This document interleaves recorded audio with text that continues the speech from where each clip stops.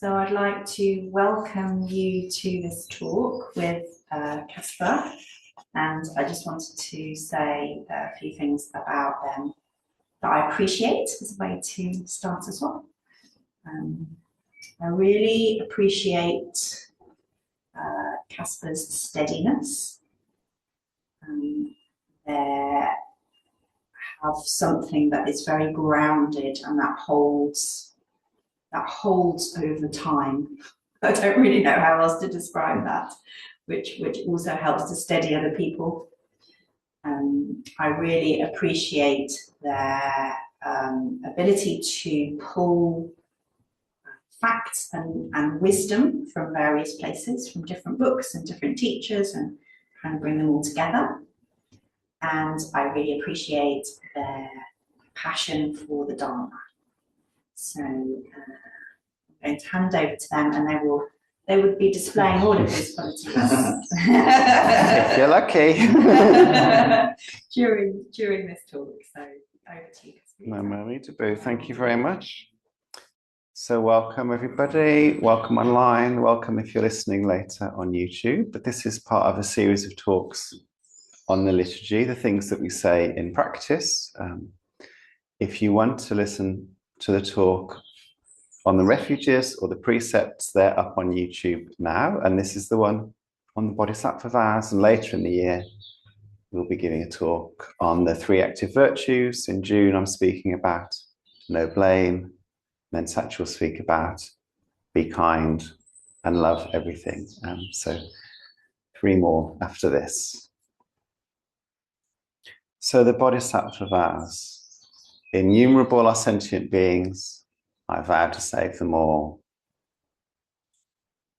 Inexhaustible are deluded passions, I vow to master them all. Immeasurable are the Dharma teachings. No, I've done that wrong.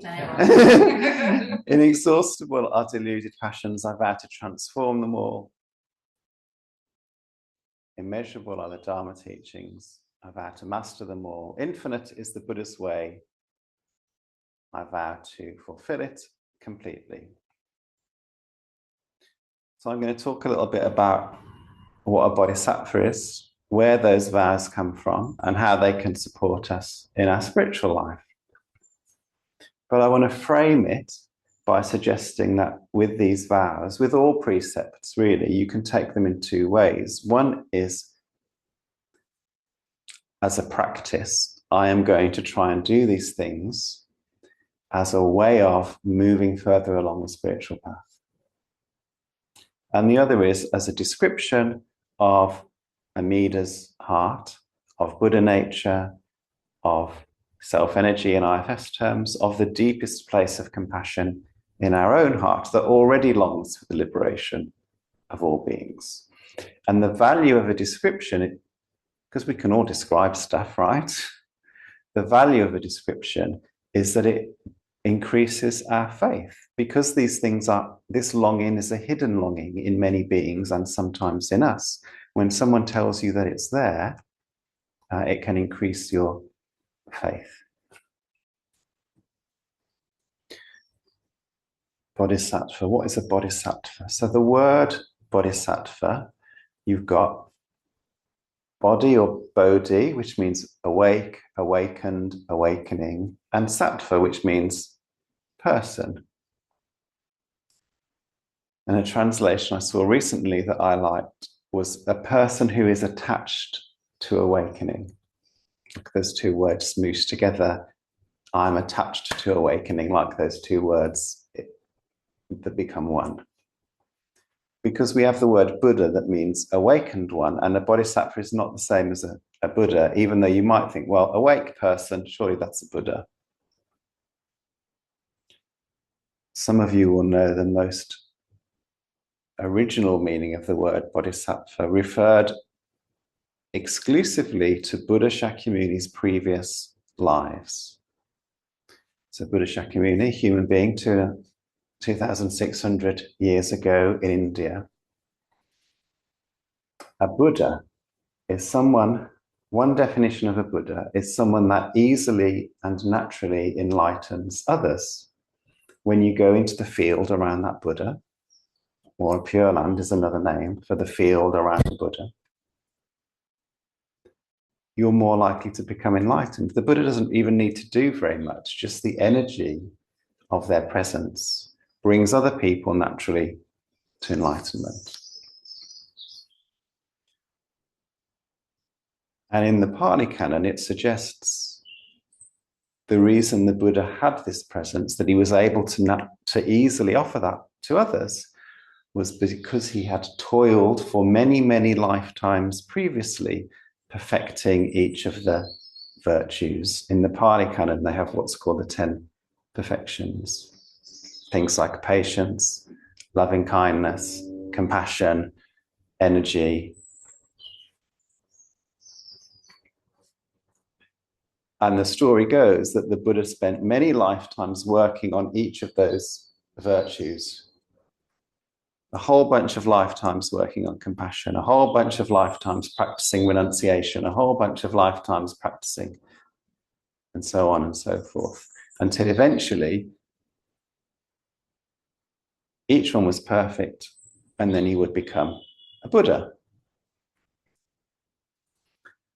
Now you also, as well as, and in each of those lifetimes, he is described as the Bodhisattva, until the moment he becomes a Buddha. So a Bodhisattva is somebody who is working to become a Buddha. You also have arahats. An arahat is also an enlightened being. Arahat means one who has defeated the passions. But in Theravada Buddhism, in the Pali Canon, they become enlightened, but they don't become Buddhas. There's a difference between a Buddha and an arahat. The Buddha had many disciples who became enlightened, but they didn't become Buddhas in that lifetime. And yet they've defeated the passions, they weren't full of greed, hate, and delusion. But there's some qualitative difference. And the difference it's suggested is the sort of level of perfection that the Buddha has and the ease at which a Buddha brings other beings into enlightenment. So the arahat, at the end of the arahat's life, when they die, they go to nirvana. They don't have to be born anywhere again in any of the realms. That's the kind of classical view. They just disappear into oneness with the universe, perhaps. Something really lovely where there's no suffering. Their wisdom is complete. Their compassion is complete. They don't need to come back. But the Buddha decided many, many lifetimes ago, I'm not going to do that. I'm going to keep coming back until I perfect all these things and I can help everybody else.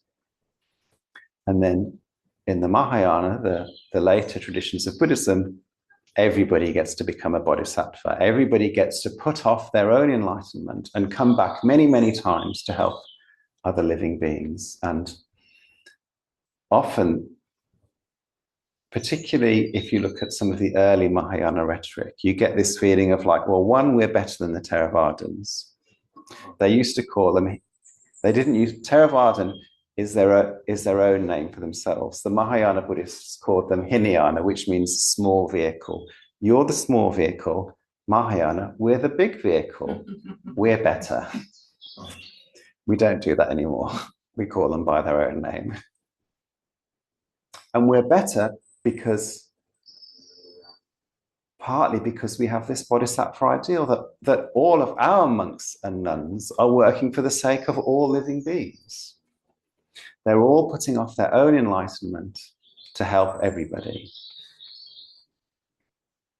And it's true that in the Mahayana, people do take the Bodhisattva vows and enter upon that path where they say, I'm going to put off my enlightenment to help other beings. But is it true that that's more compassionate than the monks and nuns of the Theravada school? If you look at the earliest disciples of the Buddha was teaching compassion to everybody. He didn't say, you should all become bodhisattvas. He just said, you should all be kind, you should all be loving. The monks and nuns of the Buddha's time weren't cloistered in monasteries like some Christian orders. they would come together for retreats, then they would go out and teach for the sake of all sentient beings. So the flavor of that compassion is in both traditions, really. So I think there's just a little bit of sibling rivalry that happens when you think of how these two different Buddhist traditions speak about themselves. So the first meaning of the Bodhisattva, the first meaning of the word Bodhisattva is the Buddha's previous lives. And those are collected in something called the Jataka tales, which are almost like folk stories. They sometimes sound like Aesop's fables. Rudyard Kipling was inspired by them when he wrote the Just So stories, like how the giraffe got its very long neck. Some of them have a bit of that flavor. They're often recited or performed on full moon days or half moon days in Theravadan Buddhist countries. And each of them these days is associated with one of the perfections that the Buddha was learning. So there's a famous story where not the Buddha, he's not the Buddha yet, the Bodhisattva jumps into a tiger's mouth to save the lives of some other vulnerable animals. That's the ultimate act of compassion. And I don't know why you're all not doing that. There's another, and some of them like sound a bit odd to our ears, right? There's quite a well-known story where the Bodhisattva is born as a king. And this is in the age when kings lived for tens of thousands of years. So this king says to his barber, if you ever spot a grey hair, tell me straight away. And the barber's like, sure, I can do that. 84,000 years into this king's life, suddenly the barber spots a grey hair and he says, my lord, my liege, the grey has begun. And the Bodhisattva, the king, says, thank you for telling me. Now I'm going to spend the next 84,000 years as a renunciant. And he gives up his kingdom. He goes and becomes an ascetic and lives in the forest. And this is supposed to demonstrate the virtue of renunciation, how important it is when we begin to notice impermanence, that we give our lives over to the spiritual path and that we give up worldly pleasures.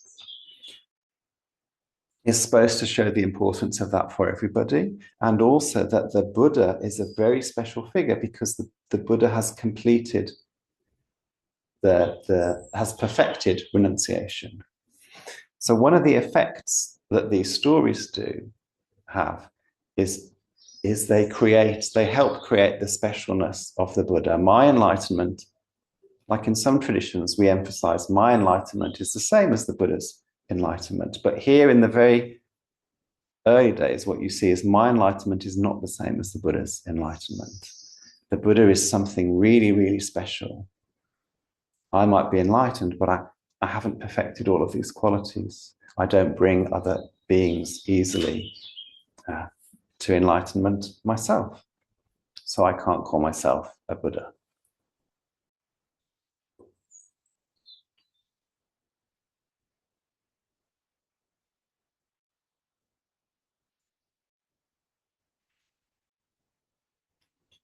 If you're familiar with the larger Pure Land Sutra, you might notice some echoes here. In the larger Pure Land Sutra, a king becomes a monk, meets a Buddha, and spends many, many lifetimes toiling to create the Pure Land, perfecting all of the virtues, and then becomes enlightened as Amitabha.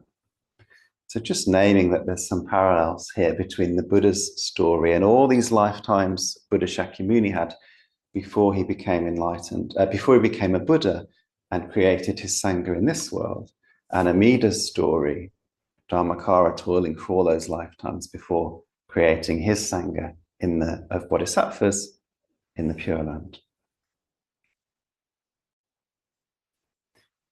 As I say, in Mahayana Buddhism, a bodhisattva, anyone can become a bodhisattva then and choose to take a vow formally with a teacher to put off their own enlightenment until all other beings are enlightened. That's normally the form that a Bodhisattva vow takes.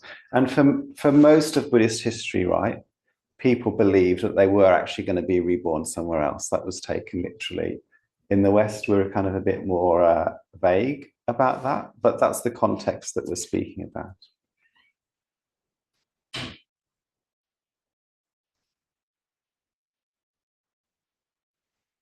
And then you get all these stories of bodhisattvas that we know, like Kuan Yin, Manjushri, Tai Chi Chi, Pani, Vajrapala. They all take specific versions of these vows. So Medicine Buddha vows to heal everybody before he becomes enlightened himself. You can kind of, they take, my version of saving everybody is going to look like this.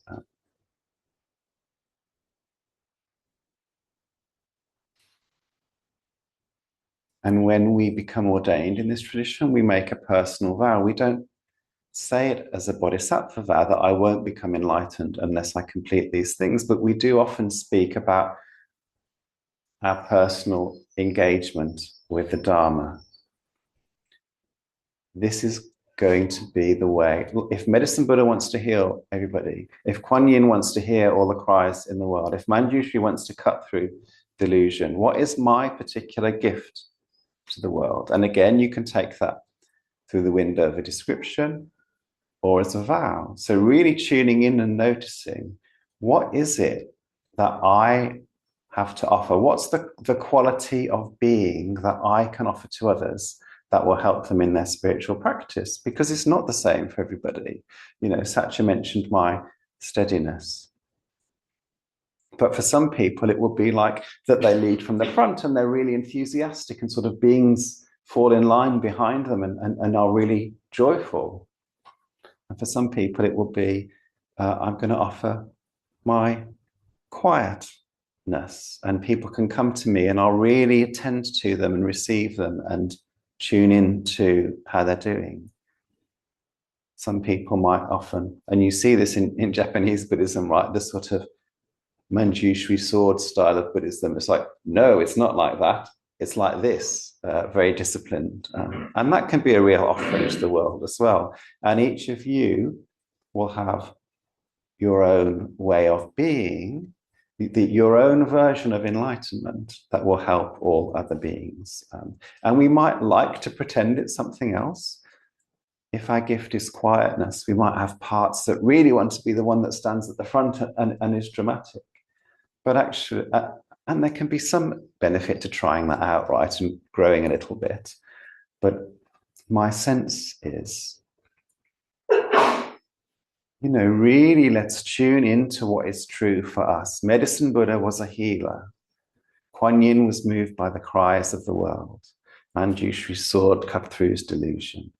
Not what does part of me want to do, but what is really deeply true? What is the quality of my offering that I can offer to the world, that I can help other beings find their own bodhisattva hearts? That's a little question for you. I want to say something about the words that we say in practice. These were created by, I won't say this right, Ji Yi, who was the founder of Tendai Buddhism, Tentai Buddhism, which was a big school of Buddhism in China in the 6th century. And it was one of the Buddhist traditions that came to Japan when Buddhism came to Japan. And by the Middle Ages in Japan, it had become the most popular form of Buddhism. It's based on the Lotus Sutra. That's the thing that they really held up as the highest Buddhist text. It's the tradition that Honen was ordained in. It's the tradition that Shinran was ordained in. It's the tradition that Dogen and Nichiren were ordained in. Like it was the most common school of Buddhism in Japan at that time. And so the idea of a bodhisattva vow existed already, both with the Buddha's life story, but also with these mythical bodhisattvas that are around. You know, in the Lotus Sutra, there are stories of bodhisattvas. There's Kuan Yin's story. There's Gadgadasattva, the stuttering bodhisattva who makes a vow to appear in whatever form is needed to enlighten the other person.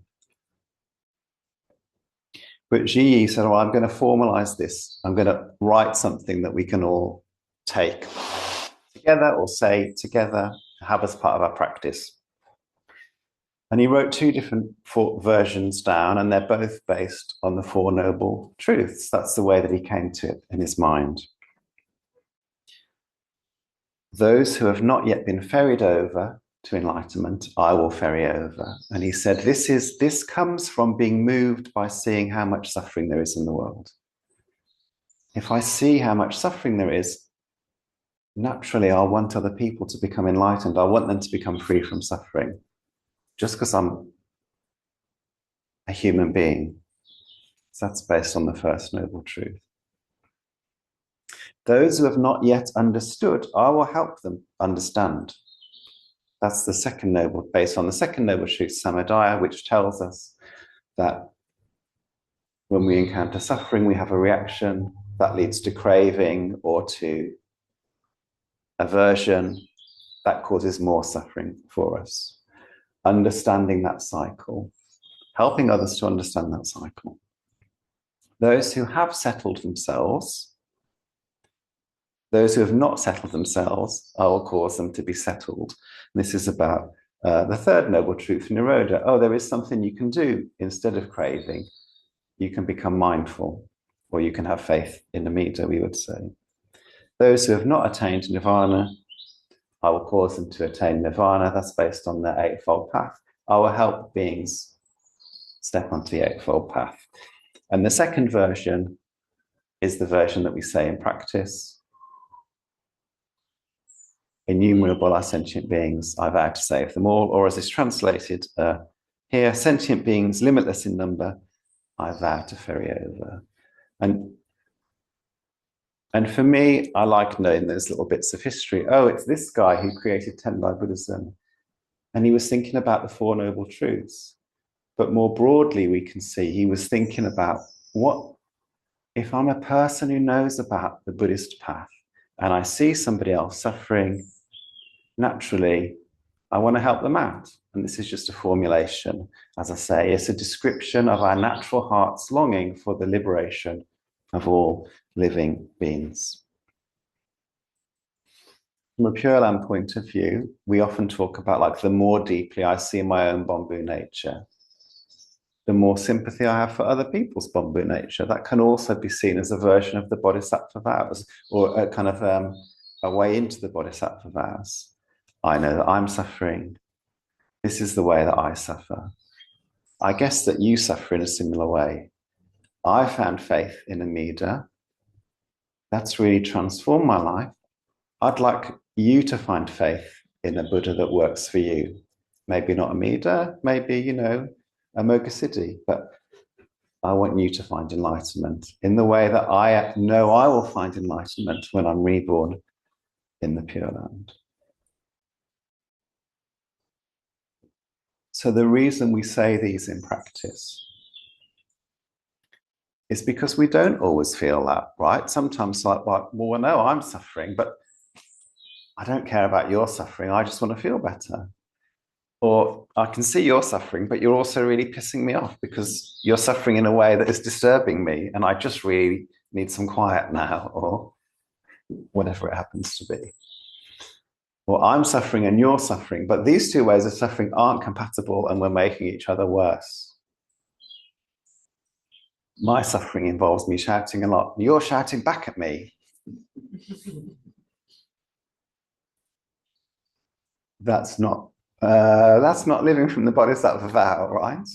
So we say them in practice to remind ourselves, oh, there is another possibility here, that you can, there's another place in your heart that isn't just selfish, that is softer and kinder and more compassionate. And saying these words can help you remember that.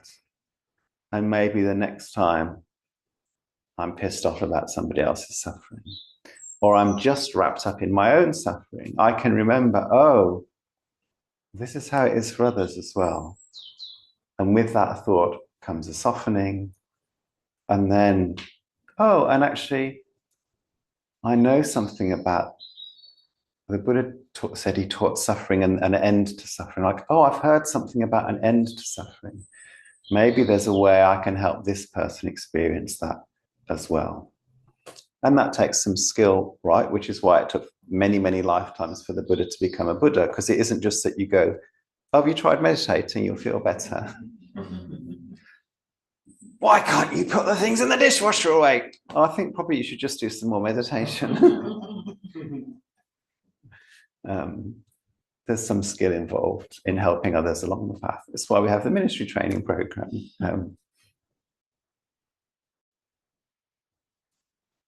But it comes from that heart of deep compassion.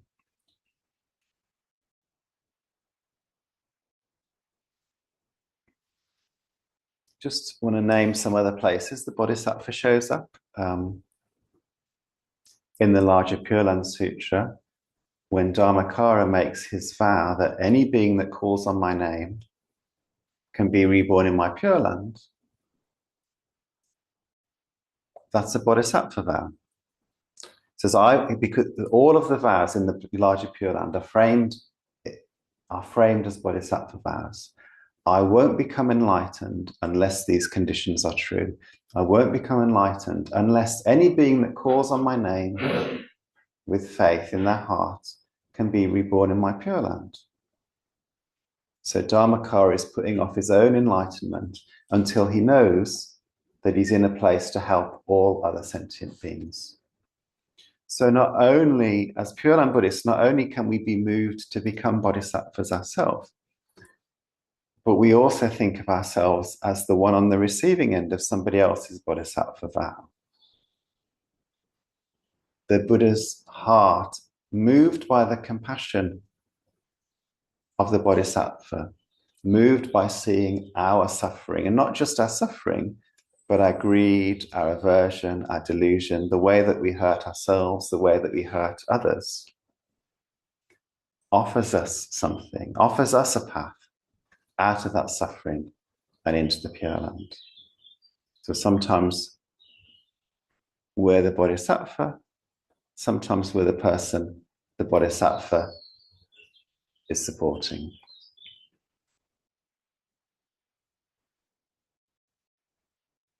The other vow in the larger Pure Land Sutra that's important for bodhisattvas is the 22nd vow, which I'm going to read, if that's okay.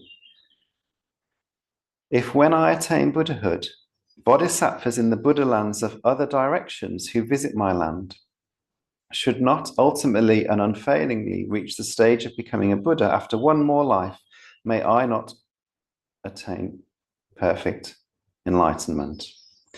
Apart from those who wish to teach and guide sentient beings in accordance with their original vows.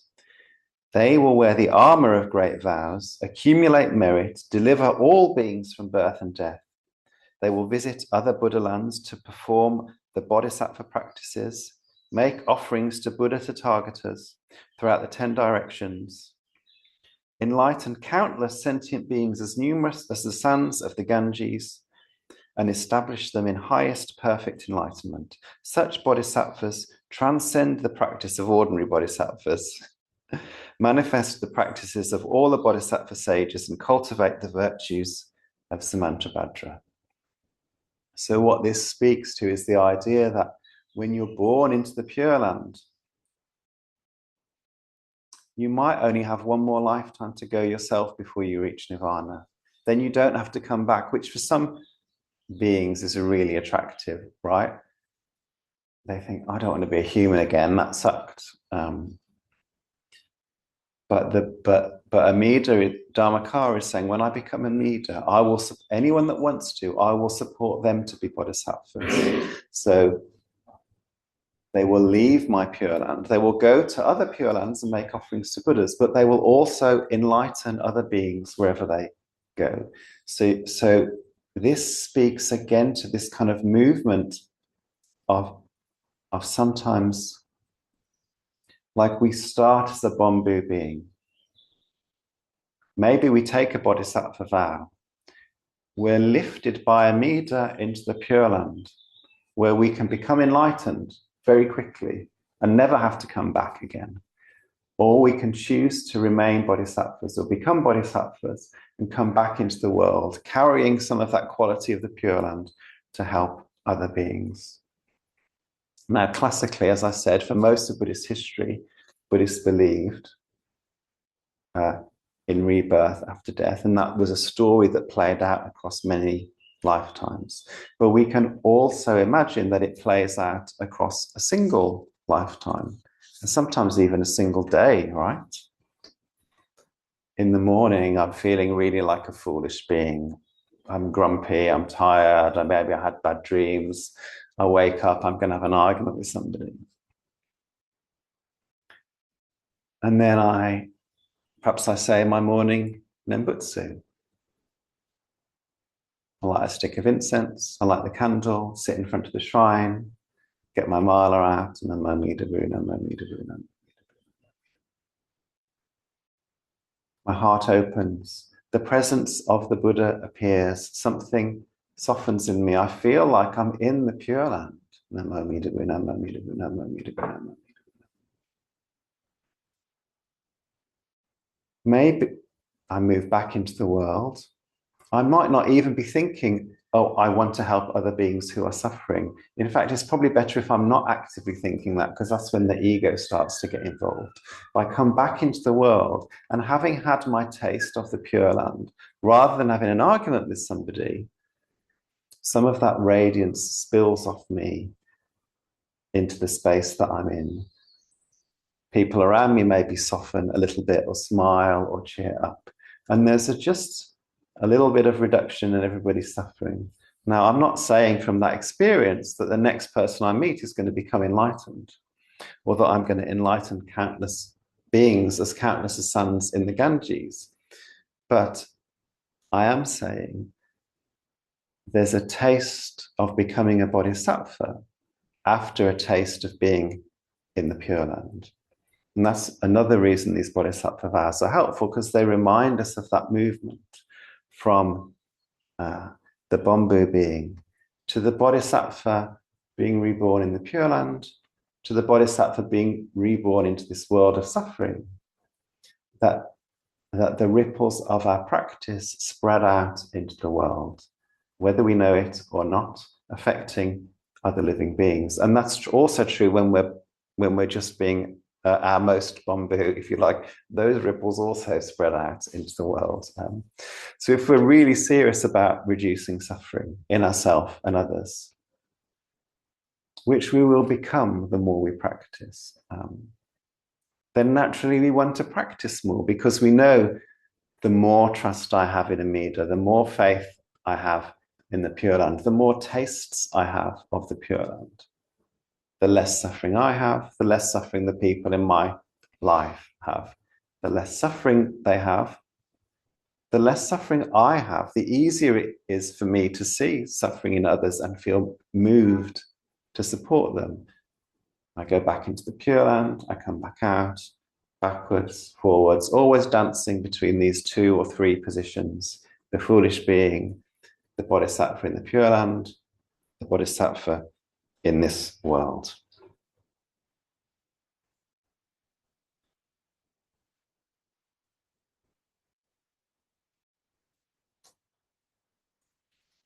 And maybe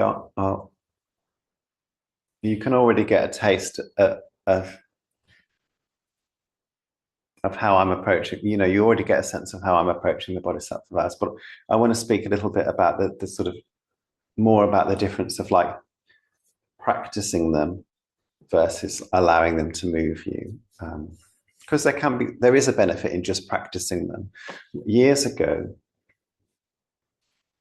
after I'd finished uni, I spent some time in a Tibetan Buddhist center because it was the only one I could get to. I didn't drive at the time, and it was within walking distance of where I lived. And I went and stayed there for a week, a sort of personal retreat. There wasn't like a formal retreat, but it was a personal retreat. So I went to all the pujas in the morning and the evening. I went to all the public classes, and I also built their website for them that week and just helped out around the house. And lots of study and lots of silence. And I thought to myself, this week, I'm going to practice the Bodhisattva vows. It's manageable for a week. It was manageable for a week when I wasn't seeing many people. So I would ask myself, before I do this, whatever I'm about to do, am I doing this for myself? Am I doing it for the sake of all living beings? And if I felt like I was doing it for myself, I would just adjust, which might mean not doing the thing, or it might mean doing the thing for all living beings. I'm having my soup for the sake of all living beings, because if I'm nourished, I can nourish others. I'm building the website for all living beings, not for me to feel good or have all the monks praise me for having built their website. And it was a really lovely week, and it was sustainable for that week because it was just a week and I didn't see many people, and the people I saw were all really lovely. It made it very easy to feel like I was doing things for all living beings. To do it out of that retreat context is a hard practice. It's still a valuable practice, but it's a harder practice. Am I doing things for the sake of all living beings, or am I doing things for myself? Is a really good question to work with.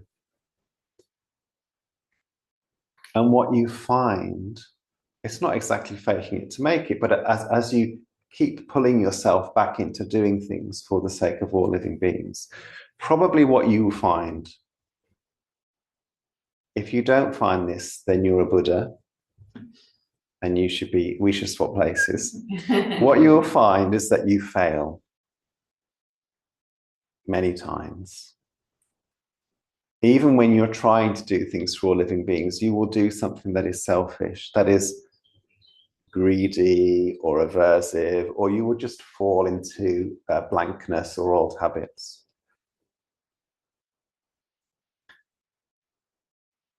And then two things can happen in that moment. One is like you go, oh, I'm such a terrible Buddhist. I failed.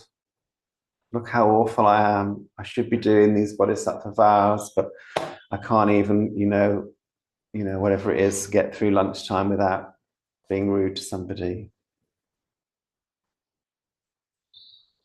And another is, oh, look what a terrible person I am. I can't really get through lunchtime without being rude to somebody. But, oh, the Buddha is also here. Amida made their vows for someone like me who fails in keeping mine. I can be received by the Buddha as somebody fails in keeping the Bodhisattva vows, and that can increase my faith in the Buddha. It can increase my faith in the Buddhist path. And actually, in the long run, it means I'm less likely to be rude at lunchtime in the future. I mean, I'm sure I will be again, right? But I'm fractionally, each time I remember the Buddha, as Shinran says, and we say in the statement of faith, that ice melts a little bit into water. The ice of greed, hate, and delusion melts into the water of enlightenment. I'm a little bit less likely to be rude at lunchtime in the future. So that's the value in trying. And you might not want to do that all day, every day, but actually to give yourself a week of going, I'm just going to really frame my life through this window of the Bodhisattva vows and see what happened. That can be a good practice to do. And the other way, the kind of the taking them as a description is an invitation, as I said right at the beginning, to pay attention to, okay, where does the feeling of a bodhisattva arise in me? Both with that question I asked you, like, well, what is my particular offering that I can make at this time? But also just what is it that moves me, noticing when I'm moved by the suffering of myself or others, and noticing when that isn't true. And when it isn't true, knowing that it could be true, that there is this deeper Bodhisattva heart underneath there, because we all have a karmic affinity for Buddhist practice. We all have a karmic affinity to the Pure Land. That's why we're here. We're all, we may not think of ourselves as bodhisattvas or of having taken Bodhisattva vows formally, but to go back to the meaning, that lovely translation of the world, we are all now attached to awakening. We've all said the Nembutsu. So we know that whether we can clock it or not, the heart of the Bodhisattva is in there somewhere. The longing to save all sentient beings is in there somewhere. And just knowing that can help bring it to the surface. Namo me taboo. I'm going to stop there. Thank you, everybody. So I'm going to stop the recording, and then there's time if anybody has any comments or questions.